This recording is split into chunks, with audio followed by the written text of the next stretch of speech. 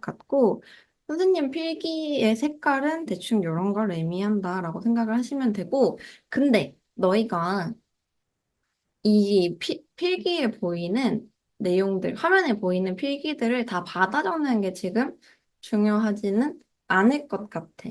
그게 중요한 게 아니라 우리가 지금 해야 되는 건 뭐냐면 선생님이 사고하는 과정, 선생님이 읽으면서 체크했던 내용들과 우리 친구들이 읽으면서 생각했던 내용을 비교해 가면서, 아, 나는 이거 몰랐었는데, 아, 나는 이거 읽으면서 이렇게 생각 못 했었는데 하는 게 있으면 그런 내용들 위주로 기록해 두고 이따 쉬는 시간에 선생님이 채팅에 남겨줘 하면은 채팅에 남겨주는 거, 요걸 위주로 부탁을 해볼게. 일단 인간은 개념 체계의 형성을 위해 개념을 필요로 하는데 개념이란 여러 관념 속에서 공통 요소를 뽑아내어 종합해 얻어낸 보편적인 관념을 말한다 그랬어. 일단은 인간이 지식 체계 형성을 위해서 뭐 개념을 필요로 한다 그랬는데 개념이 지식 체계 형성에 쓰이는구나, 인간의 지식 체계 형성을 하는데 쓰이는구나라는 거를 선생님은 개념의 효용이라는 말로 바꿔서 얘기를 한 거고. 그 다음에 개념이란 여기서 개념이 필요하다라고 했으니까 그 개념이 무엇인지를 알려주는 거지 여러 관념 속에서 공통 요소를 뽑아내서 종합해서 얻어낸 보편적인 관념을 말하는구나 라는 거 얘기할 수 있을 것 같아. 그래서 개념의 정의를 여기서 알려주고 있구나라는 거 알 수 있을 것 같은데 선생님이 여기에 개념은 결국 보편적인 관념이라는 말을 적어놨어. 이게 무슨 말이냐면 지금 개념의 정의 안에 들어가 있는 말들을 봤을 때 여러 관념 속에서 공통 요소를 뽑아내서 종합해서 얻어낸 보편적인 관념이라는 거잖아. 이렇게 꾸밈 받는 말이 뭔지를 정의해서 한번 확인을 하라는 거야. 이게 어디에 또 나왔었냐면 여기 강도 얘기하는 부분에서도 뭐 정량화하기 힘든 개별 대상의 고유한 크기이자 에서 이 강도라는 건 고유한 크기구나라는 것도 알 수 있고 다른 것과 비교될 수 없는 개별 대상에 대한 감각적인 경험이다라는 거니까 감각적인 경험이구나. 강도라는 건 결국에 크기이고 경험이구나라는 걸 알 수 있다는 거.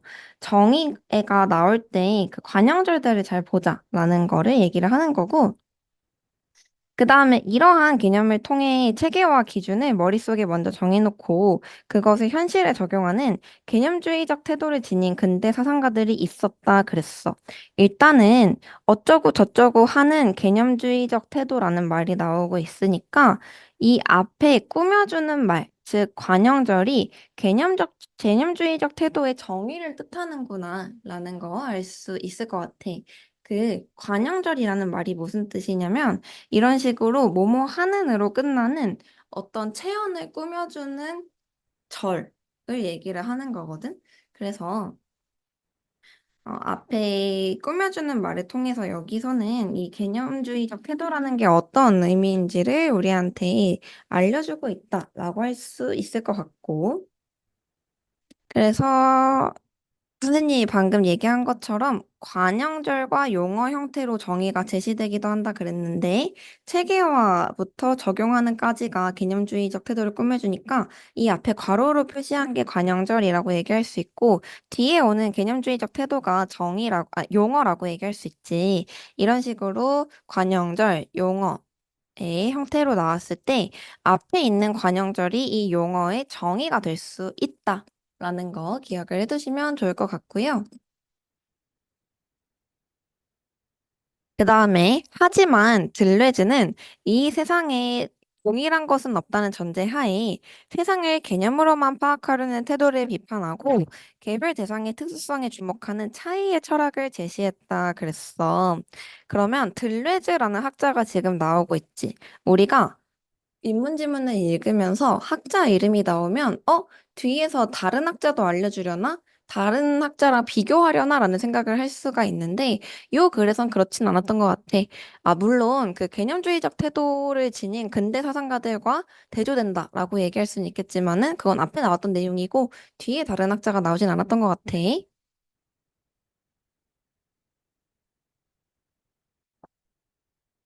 그래서 들레즈라는 사람은 세상에 동일한 건 없다라는 전제를 가지고 세상을 개념으로만 파악하려는 태도. 이거 다른 말로 하면 결국에 뭐야? 개념주의적 태도지.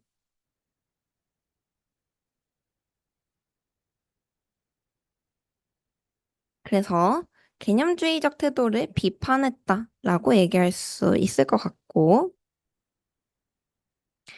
개별 대상의 다양성에 주목하는 차이의 철학을 제시했다 그랬는데, 여기 차이에 작은 따옴표 돼 있는 거 보이지? 선생님이 어제 작은 따옴표가 되면은 우리가 일반적으로 쓰는 의미랑 다른 의미일 수 있다라는 거 얘기했었는데 여기서도 차이에 작은 따옴표가 돼 있는 걸 보니까 차이라는 게 들레즈가 생각하는 의미가 또 특별하게 있나 보다라는 거 얘기할 수 있을 것 같고 이 들레즈의 차이의 철학이라는 거의 의미도 결국에는 앞에 꾸며지는 관형절을 통해서 알 수 있지. 개별 다양성의 개별 대상의 다양성에 주목하는 게 차이의 철학의 특징이구나 라고 얘기할 수 있을 것 같고 그래서 1문단이 꽤나 길었는데 어떤 내용이었는지를 생각을 해보면 인간들이 개념을 뭐 지식체계를 형성하는 데 필요하는데 그 개념을 먼저 정하고 어쩌고 하는 개념주의적 태도가 있었는데 그걸 비판한 들레즈라는 학자가 있었다. 뭐 요 정도만 생각을 하면 좋을 것 같고 그 다음에 일반적으로 차이란 서로 같지 않고 다르다는 의미로 쓰이지만 들레즈는 차이를 개념적인 차이와 차이 자체로 구분해서 자신이 말하고자 하는 차이의 의미를 명확히 했다 그랬어. 여기서 일반적으로라는 말이 나오고 있는데 일반적으로라는 말은 선생님이 위에다가 적어둔 것처럼 예외적으로 특수하게 이런 말들이랑 대조되는 말이라고 할 수 있을 것 같아. 그러니까 이런 게 어제 얘기했던 쌍이 되는 말에 해당하는 말들이라고 얘기할 수가 있겠지. 그래서 이렇게 일반적으로라는 말이 나오면 보통 보편적인 거를 제시한 뒤에 내가 말하고자 하는 내용, 이 글에서 말하고자 하는 내용만의 특징을 얘기하기도 한다라는 게 이 일반적으로의 뭐랄까, 역할이다라고 얘기할 수 있을 것 같아. 즉, 다시 한번 얘기하면 어떤 얘기냐면 어떤 비문학에서 일반적으로라는 말이 나오면 일반적으로 그러하다라는 것 자체를 말하려고 한다기보다는 일반적으로 어떠하다라는 걸 말하려고 한다기보다는 그 글에서 설명하고자 하는 정보에 대해서 차이점을 보여주려고 일반적으로는 이러한데 이 글에서 말하는 이것은 이러하다라는 차이점을 보여주려고 얘기하는 경우가 많다라고 얘기할 수 있을 것 같고 그래서 차이라는 거에 일반적인 의미가 제시가 되어 있었고, 들레즈는 차이를 개념적 차이와 차이 자체로 구분했다 그랬으니까, 이거 상위 개념, 하위 개념이라고 얘기할 수 있겠지. 그래서 차이에 해당하는 하위 개념, 개념적 차이, 차이 자체가 나왔으니까 우리 번호 달아줄 수 있고, 그리고 각각에 대해서 알려주려나라고 예측해 볼 수 있을 것 같아. 그 다음에 이때 개념적 차이란 하고 알려주고 있으니까 아하, 알려주는구나 라는 거 확인할 수 있지. 그래서 개념적 차이란 개념적 종차를 통해 그랬는데 종차 옆에 지금 이런 별이 있는 거 보이지? 이 별이 나오면 비문학이든 문학이든 바로 단어 뜻풀이를 확인을 하러 가는 거야. 왜냐면 우리가 비문학을 읽으면 사실 모르는 단어가 어디 한둘이야? 한둘 아니잖아. 근데 이 글에서 우리가 모를 만한 단어들 중에서 특히 이 단어의 의미를 알려준다라는 거는 알아야 글을 독해하는데 도움이 된다라는 거란 말이지. 그래서 이렇게 별표로 그 글의 아니지, 별표로 각주 표시가 나오면은 바로 단어 뜻을 확인하고 와야 되고, 종차라는 건 상위 개념에 속한 다양한 층위의 하위 개념 중 어떤 하위 개념이 다른 하위 개념과 구별되는 요소, 뭐 무슨 말인지 잘 모르겠긴 한데, 우리가 운이 좋게도 럭키비키하게도 상위 개념, 하위 개념이라는 거에 대해서 어제부터 얘기를 하고 있었잖아. 그걸 떠올려가면서 연결을 해보면, 그 상위 개념이 뭐 동물이라고 치면 하위 개념들 중에 개라는 하위 개념이 고양이라는 하위 개념과 구별되는 요소 종차를 하는구나. 사람을 좋아한다. 뭐 이런 걸 종차를 하나 보다 정도로 생각할 수 있겠지? 근데 이거는 내 배경 지식을 끌고 와서 생각을 한 거기 때문에 100% 맞을 거다라고는 생각하면 안 될 것 같아. 그래서, 뭐 이런 요소구나 정도만 생각을 하시고. 그래서 개념적 차이란 개념적 종차를 통해 파악될 수 있는 어떤 대상과 다른 대상의 상대적 다름을 의미한다 그랬어. 그래서 이 부분에서 개념적 차이의 정의를 알려준다라고 얘기할 수 있는데, 선생님 눈에 띄는 단어는 상대적이야. 상대적이라는 말은 명확한 반의어를 가지고 있거든. 상대의 반대말 절대라고 얘기할 수 있지. 우리 중학교 때 절대평가할 때의 성적과 지금 상대평가할 때 성적에 대한 생각이 되게 다르잖아. 그 상대랑 절대는 되게 대조되는 주관과 객관만큼 대조되는 말이라서 상대적이 나오면 뒤에서 절대적인 게 나오려나? 라고 예측할 수 있고 객관적인 거에 대해서 얘기를 하면은 뒤에서 주관적인 거에 대해서 얘기를 하려나? 라는 거 예측을 할 수가 있다는 거. 그 다음에 차이 자체란 개념으로 드러낼 수 없는 대상 자체의 절대적인 다름을 의미한다 그랬어. 오호, 절대적 다름 역시 나오는군. 쌍이다는 말을 생각하면서 예측을 하니까 이런 게 눈에 더 두드러지게 보인다라고 얘기할 수 있겠지.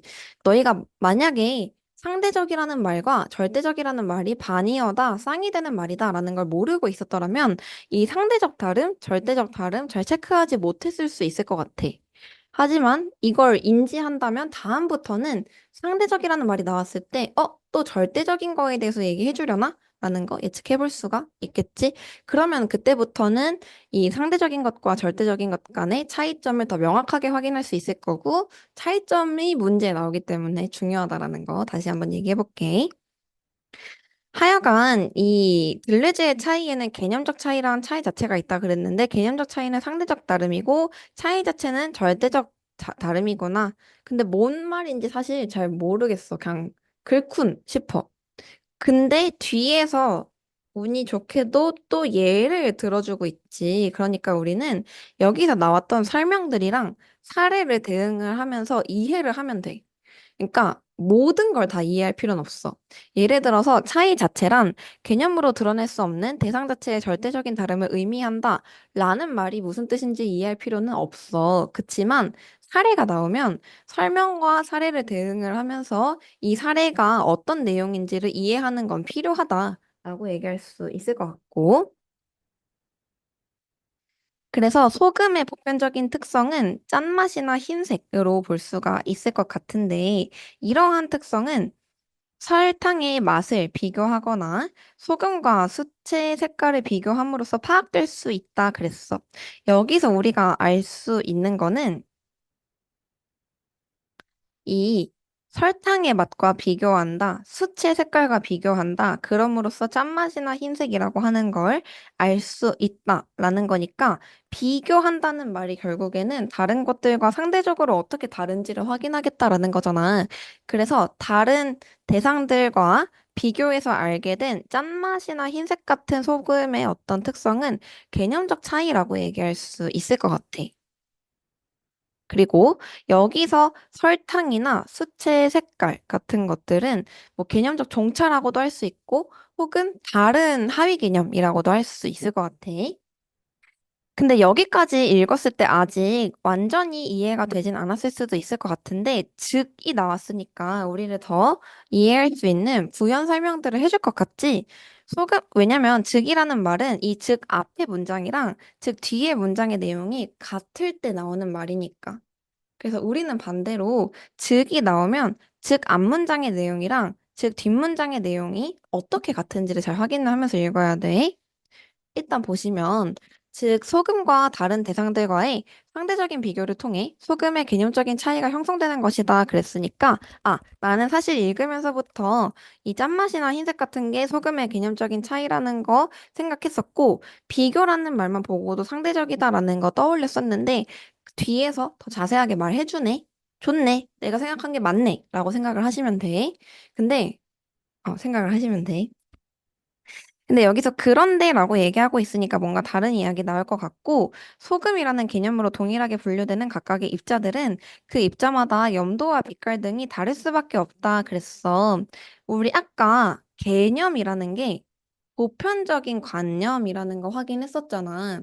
그래서 여기에서 소금이라는 개념으로라고 얘기하고 있으니까 소금이라는 어떤 보편적인 관념으로라고 우리가 바꿔서 이해를 할 수 있을 것 같고 그래서 소금이라는 개념으로 동일하게 분류되는 각각의 입자들은 그 입자마다 염도와 빛깔 등이 다를 수밖에 없다. 어떤 소금 입자들은 다른 소금 입자보다 더 짤 수도 있고 흰색이 조금 더 밝을 수도 있다. 즉, 짠맛이나 흰색 같은 개념적 차이가 개별 소금들마다 달라질 수 있다라는 얘기를 하는 것 같아. 이때 각 소금 입자가 가지는 염도, 빛깔, 고유한 정도 차이에 해당하는 특성이 바로 개별 소금 입장의 차이 자체인 것이다 그랬어. 여기는 차이 자체에 그 작은 따옴표가 없어서 되게 그냥 스무스하게 넘어가지긴 하지만 여기서 개별 소금 입자의 어떤 절대적인 다름에 대해서 얘기를 해주고 있으니까 위에서 나왔던 차이 자체에 대해서 설명을 해주고 있네 라는 거 알 수 있겠지. 그래서 이 문단 같은 경우에는 들레즈가 생각하는 차이와 일반적인 차이의 의미의 차이점에 대해서 얘기해주고 들레즈의 차이를 설명하는 개념적 차이 자체에 대한 개념을 알려줬고 예시를 통해서 이 그런데 앞에까지는 개념적 차이에 대해 그런데 뒤에서부터는 차이 자체에 대해서 우리한테 설명을 해줬다라고 할 수 있을 것 같아. 그래서 뭐, 요 정도로만 메모를 하면서 읽거나 구조화를 하면서 읽어도 괜찮지 않을까 싶고.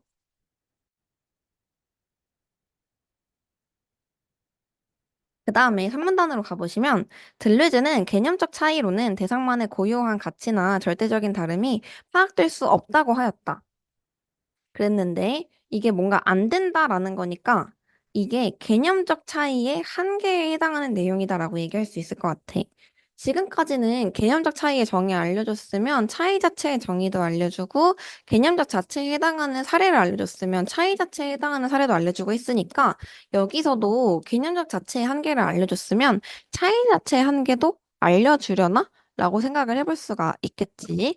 근데 일단은 왜냐하면으로 다음 문장이 시작하는 걸 보니까 개념적 차이에 이러한 한계가 있다라고 생각을 했던 이유에 대해서 알려줄 것 같지?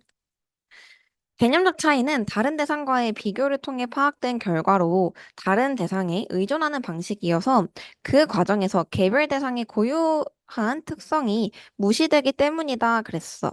아, 개념 차이는 상대적인 다름, 그래서 다른 대상에 의존하는 방식이기 때문에 고유한 특성, 즉 절대적인 특성이 무시된다라는 얘기인 거구나. 그러면 아마도 차이 자체의 한계를 안 알려줄 수도 있겠다. 여기서 말하는 걸 봤을 때 개별 대상의 고유한 특성, 즉 차이 자체를 들레즈가 중시했던 것 같아서 개념적 차이보다 차이 자체를 좀 더 중시했을 수 있겠다 정도로 생각할 수 있을 것 같고 또한 들레즈는 개념이 개별 대상들을 규정함으로써 개별 대상을 개념에 포섭시키는 상황이나 개념에 맞추어 세상을 파악함으로써 세상을 오로지 개념의 틀에 가두는 상황을 우려했다 그랬어. 그래서 우리가 지금 읽은 문장에서는 들레즈가 걱정한 것, 우려한 것이 무엇인지에 대해서 알려줬다라고 얘기할 수 있고, 특히 개념에 맞추어서 세상을 파악한다라는 말, 뭔가 어디서 봤던 것 같아. 그래서 위에를 살짝 올려가 보면, 아, 체계와 기준을 머릿속에 넣어놓고 현실에 적용하는 개념주의적 태도랑 약간 비슷할 수 있겠다라고 얘기할 수 있을 것 같아.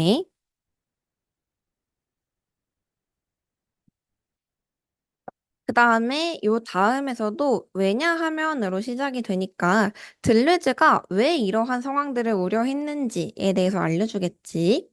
그래서 이와 같은 상황에서는 그랬는데 여기 대용어가 오랜만에 나왔어. 그래서 여기서 얘기하는 이와 같은 상황은 바로 위에 나왔던 어쩌고 상황을 얘기를 하는 거겠죠. 이런 것들 잘 확인하면서 읽으셔야 되고.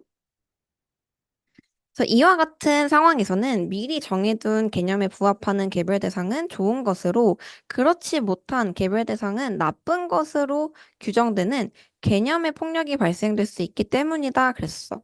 그래서 여기서도 지금 꾸며주는 말, 관용절을 통해서 개념의 폭력의 정의를 알려주고 있구나. 라고 얘기할 수 있을 것 같아. 그래서 이러한 상황을 우려한 이유가 결국에 개념의 폭력이 생길 수가 있기 때문이구나. 라는 거 알 수 있을 것 같고. 그래서 이 문단에선, 3문단에서는 개념적 차이의 어떤 한계, 상대적으로 다른 것에 의존할 수밖에 없다는 한계와 개념의 폭력이 발생할 수 있는 상황에 대한 들레즈의 우려에 대해서 언급이 됐다라고 얘기할 수 있을 것 같고,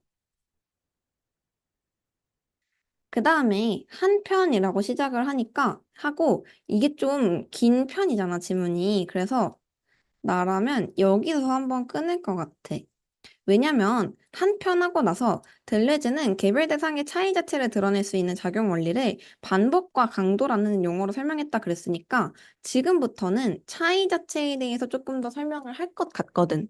그리고 개념적 차이가 가지는 한계에 대해서 언급을 했었기 때문에 차이 자체를 더 중시했을 수 있고, 그래서 차이 자체에 대한 정보가 개념적 차이에 대한 정보보다 많을 수 있기 때문에 여기서 한번 끊을 것 같고, 그리고 여기서 원리를 반복과 강도라는 용어로 설명했다 그랬으니까 얘네가 각각 뭔지 알려줄 것 같다 라고 예측을 해볼 수 있겠지.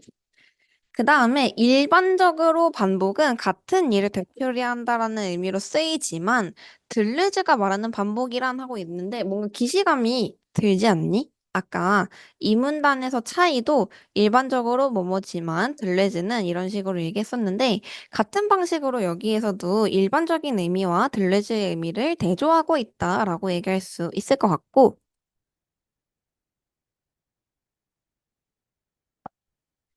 그래서 일반적으로는 그러한데 들레즈가 말하는 반복은 되풀이하여 지각된 강도의 차이를 통해 개별 대상의 차이 자체를 발견해 나가는 과정을 의미한다 그랬어. 우리가 이 문장을 읽고 해야 되는 생각은 뭐냐면 되풀이해서 지각되는 강도의 차이라는 게 뭐지? 그게 개별 대상의 차이 자체랑 무슨 관련이 있지? 라는 생각을 해야 되는 게 아니야. 우리가 해야 되는 생각은 뭐냐면 뭐, 반복이라는 게 이런 거구나. 아, 근데 아까 위에 강도가 있었는데, 반복의 정의에도 강도라는 말이 들어가네? 아까 위에 거랑 똑같은 강도인가? 이 정도만 생각하면 되는 거야. 그래서 우리가 모든 걸 기억하려고 하기보다는 앞문장, 윗문장 간의 관계를 생각을 하면서 읽자라는 거 다시 한번 강조했고, 그리고 한 가지 더 얘기하자면, 반복이란 되풀이 하는부터 나가는까지가 과정을 꾸며주고 있잖아. 그러니까 반복은 결국에 과정인 거야. 들레즈의 반복은 과정이다. 라고 얘기할 수 있고. 그 다음에 이때 강도란 하고 얘기하고 있으니까, 반복 다음에 강도에 대해서 얘기해주네. 여기서 이때라고 했으니까 들레즈가 말하는 반복에서의 강도도 같은 의미겠네. 라고 생각할 수 있고. 그 다음에 강도란 정량화하기 힘든 개별 대상의 고유한 크기이자 다른 것과 비교될 수 없는 개별 대상에 대한 감각적인 경험을 의미한다 했으니까 우리 여기서도 다시 한번 강도는 결국에 어떤 크기구나 혹은 경험이구나라는 걸 생각할 수 있어야 되겠지. 근데 이게 무슨 말인지 직관적으로 이해가 잘 가는 내용들은 아니야. 근데 다행히도 뒤에서 예를 들어가 나오고 있으니까 우리는 다시 한번 설명과 사례를 대응을 해가면서 읽으시면 될 것 같아. 어떤 사람이 피아노로 같은 악보를 반복, 연결해서 읽어야겠다. 반복해서 연주한다고 할 때 각각의 연주는이라고 했으니까 각각의 연주는 결코 동일할 수 없으므로 연주가 반복될수록 연주자와 관객 모두 연주마다 서로 다른 강도를 느끼게 된다 그랬어. 그래서 연주마다 강도가 서로 다르다는 거는 이때의 연주가 개별 대상이 된다라는 거 알 수 있겠지. 결코 각각의 연주가 동일할 수 없다라는 얘기는 결국에 각각의 연주가 개별 대상의 고유한 크기를 가지고 있다라는 얘기인 거니까. 그래서 연주마다 서로 다른 강도를 느끼게 된다라고 얘기하는 것 같고, 즉 나왔으니까 마찬가지로 앞문장, 뒷문장 같은 내용이다라는 거 기억하시면서 각각의 연주는 차이 자체를 드러내게 되는 것이다 그랬어. 아하, 각각의 연주가 가지는 특징을 차이 자체라고 하는구나. 그리고 들레즈 이처럼 지금까지 얘기한 것처럼 들레즈에게 차이 자체란 반복에 의해 경험하게 되는 강도의 차이를 의미한다 그랬어. 애초에 이 문장 앞에서 차이 자체를 설명할 수 있는 원리가 반복과 강도다 그랬으니까 반복, 강도 각각을 기억하는 것보다 반복과 차이 자체의 관계, 강도와 차이 자체의 관계를 기억하는 게 필요하다라고 얘기할 수 있을 것 같고, 친절하게도 여기서 정리를 해주고 있지. 차이 자체가 반복에 의해서 경험하게 되는 강도의 차이다. 라는 거. 그 다음에 일반적으로 인간은 의사소통을 위해 서로가 동일하게 인정할 수 있는 개념을 필요로 한다 그랬는데, 인간이라는 말이 나오는 게 조금 뜬금없이 느껴지기도 했을 것 같아. 그래서, 엥? 웬 인간? 일문단에 인간 얘기가 있었나? 있네? 요런 정도로 확인을 해보는 거는 필요할 것 같다라는 거. 그래서 일문단 다시 봤을 때, 지식 개념의 효용이라는 게 지식체계 형성이라고 했었지? 글큰글큰 하면서 돌아오면 될 것 같고. 그 다음에 일반적으로 인간은 의사소통을 위해 서로가 동일하게 인정할 수 있는 개념을 필요로 하며 개념을 통해 형성되는 인간의 지식체계가, 아까 나왔었는데, 지식체계를 형성하는 게 개념의 효용이다. 라는 거. 그래서 세상을 변화시킨다는 점을 고려하면 개념은 인간에게 필수적인 것이다. 들레즈도 이와 같은 개념의 기능을 전면적으로 부정한 것은 아니다 그랬어. 지금 일반적으로라고 하고 나서 또다시 들레즈는 어떠한지에 대해서 얘기하고 있는 거 알 수 있겠지. 그리고 여기서 개념의 기능이라는 말이 쓰이고 있고, 이와 같은 개념의 기능이라고 얘기하고 있으니까 앞문장의 내용을 지금 개념의 기능이라고 바꿔서 말하는 거구나. 라는 거 얘기할 수 있을 것 같아. 하여간 들레즈도 앞문장에서 얘기했던 개념의 기능을 전면적으로 부정한 것은 아니다 그랬어. 전면적으로라는 말은 다른 말로 하면 모두랑 비슷한 의미라고 할 수 있어서 일부와 대조되는 말이라고 할 수 있을 것 같아. 그래서 전체를 다 부정한 게 아니라면 뭘 부정했을지에 대해서 아마도 알려줄 수 있을 것 같다라고 생각해 볼 수 있고, 그 다음에 다만이라고 나오고 있으니까 아마도 알려줄 것 같지. 들레즈의 철학은 개념을 최고의 가치로 숭상하면서 이 세상을 개념으로 온전히 규정하려는 기존 철학자들의 사상을 극복하고자 한 것이며 그랬으니까 최고의 가치로 개념을 내세우고 세상을 개념으로 온전히 규정하려는 게 기존 철학자들의 사상이라고 얘기할 수 있고 그것이 결국에 앞에서 얘기 나왔던 근대 사상가랑 비슷한 의미다라고 얘기할 수 있겠지. 그래서 기존 철학자들의 사상을 극복하고자 한 것이며, 철학의 시선을 개념에서 현실 세계의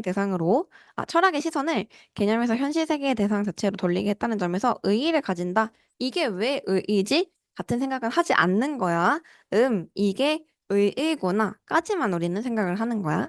그래서 이 정도까지 읽을 수 있을 것 같고, 34번으로 내려가 보면, 너희는 몇 번이니? 잠깐만. 그래서 19번부터 보시면 1번에 기존의 관점을 비판한 들레저의 견해를 예를 들어 설명하고 그 의의를 밝히고 있다. 뭐 맞지? 그 개념주의적 태도라고 하는 관점을 비판한 들레즈의 견해를 뭐 소금 같은 연주 같은 예를 들어서 설명하고 마지막에 우리가 왠지 모르겠지만 의의라고 했다라는 거 확인했으니까 맞는 말. 그 다음에 두 이론의 공통점과 차이점 분석하는 내용 없었고요. 이를 절충한 새로운 이론 더더욱 없었죠. 그 다음에 특정 이론의 변천 과정 없었고요. 발전 방향에 대해 예측하는 것도 없었고요. 견해의 특징을 드러낼 수 있는 역사적인 사건도 없었고요. 특정 견해를 뒷받침하는 다른 견해를 제시하고 사회적 현상을 부사해서 뭐 다 아니지. 그래서 내용 전개 방식 여기서는 너무 쉽게 나왔고. 그 다음에 윗글을 바탕으로 기억 니은 디귿을 이해한 내용으로 적절한 것은 그랬는데 기억 니은 디귿이 나왔으니까 기억이 뭐였지? 소금. 소금은 개념이었어. 그 다음에 소금 입자. 소금 입자는 개별 대상이었다. 그 다음에 디귿은 뭐지? 연주. 연주는 개별 대상이라고 내가 써놨네. 그거 가지고 물어보는 건가?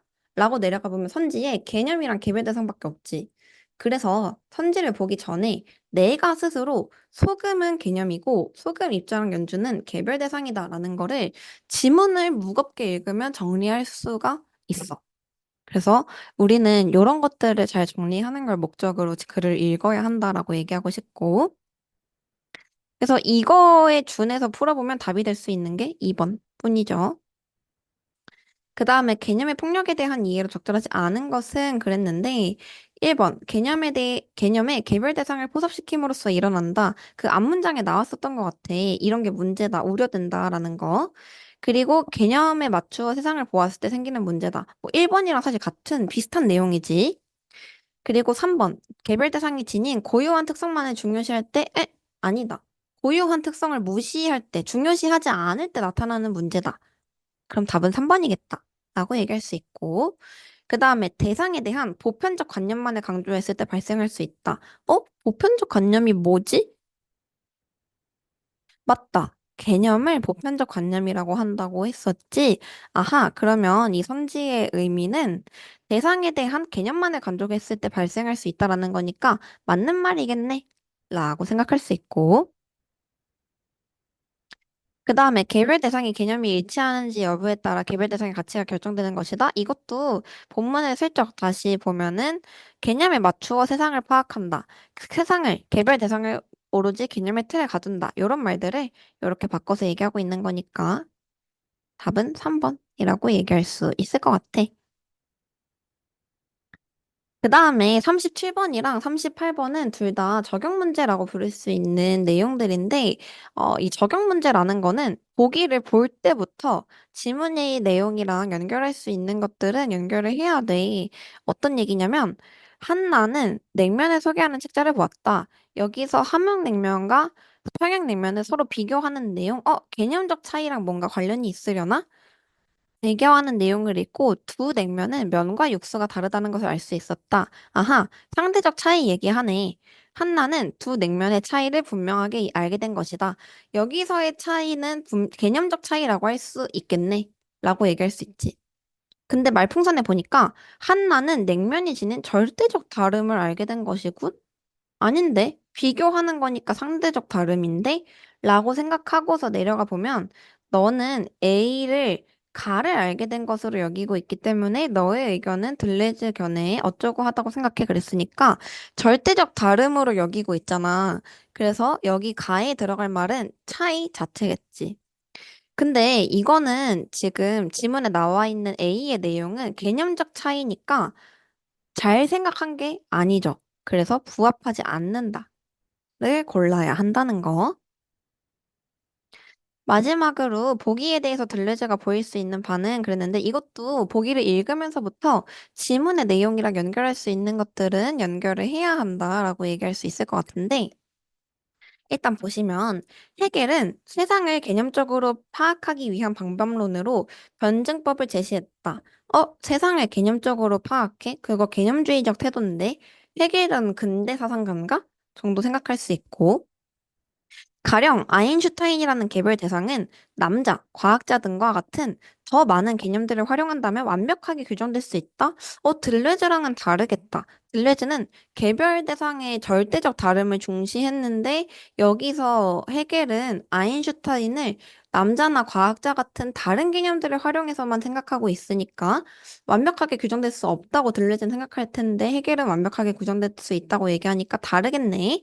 라고 얘기할 수 있고 그다음에 앤디 워홀은 실크 스크린을 통한 대량 인쇄 작업을 거쳐 공장에서 한 가지 상품의 동일한 이미지를 작품으로 제작했다 그랬어. 이 작품들은 언뜻 보면 동일해 보였지만 실제로는 윤곽선의 번짐이나 색상에서 조금씩 차이를 느낄 수 있었다 그랬어. 아이고,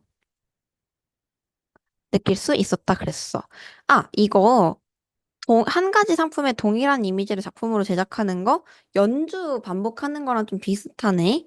그러니까 작품들이 조금씩 차이가 있는 거는 강도의 차이가 있는 거, 즉 반복을 통해서 차이 자체가 확인되는 거라고 얘기할 수 있겠네.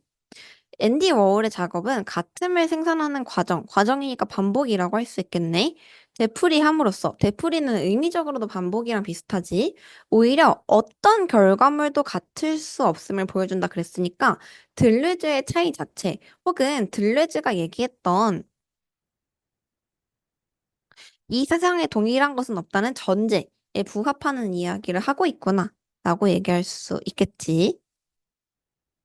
그래서 1번부터 보면은 해겔의 변증법을 활용하더라도 아인슈타인이라는 개별 대상을 온전히 규정할 수는 없겠지. 절대적인 다름, 차이 자체를 다룰 수가 없으니까.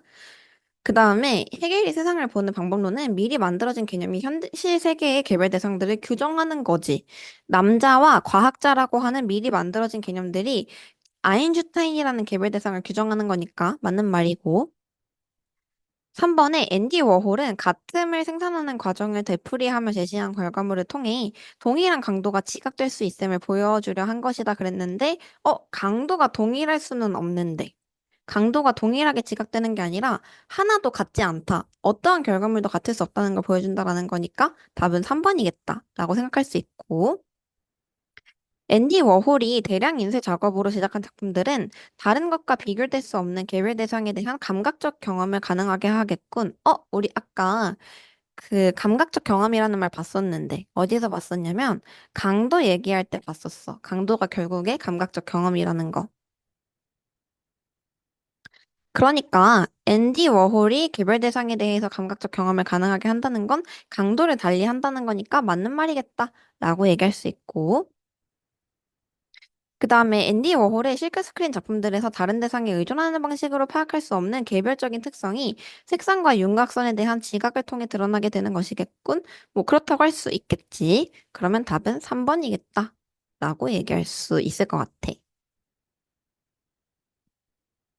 선생님이 지금 설명한 내용들 바탕으로 첫 번째 세트를 쭉 들으면서 내가 읽었을 때랑 선생님이 읽었을 때 어떻게 달랐는지, 그리고 선생님이 푸는 과정이랑 내가 푸는 과정이 어떻게 달랐는지 그 차이점을 한번 채팅에 적어보시면 좋을 것 같아. 숙제할 때 꼭 해야 하는 과정 하나만 얘기하면 일단 모든 선지에 대해서 선지 판단하는 거. 그리고 해설을 보면서 내 선지 판단이 맞았는지 틀렸는지 확인하는 거. 그리고 틀린 이유 분석하는 게 정말 정말 정말 정말 중요해.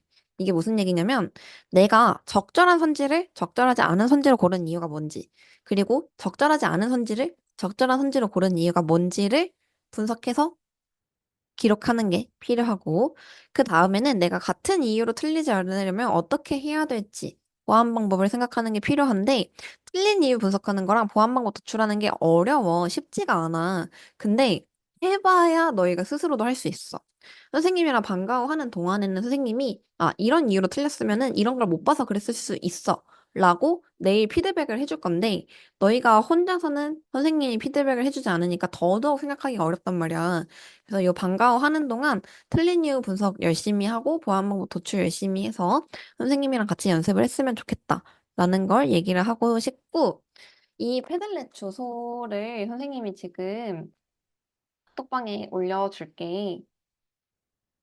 그러면 너희는 여기에다가 틀린 문제 중 하나를 골라서 틀린 문제 번호, 내가 고른 선지 번호, 그리고 틀린 이유 분석한 거, 보안 방법 도출한 거를 올려주면 되는데, 이거를 그러니까 문제에다가 쓰고 문제집에다가 쓰고 찍어서 올려줘도 괜찮거든. 그래서 이렇게 숙제를 해보자 라는 거 얘기하고 싶고, 여기까지 혹시 질문 있을까?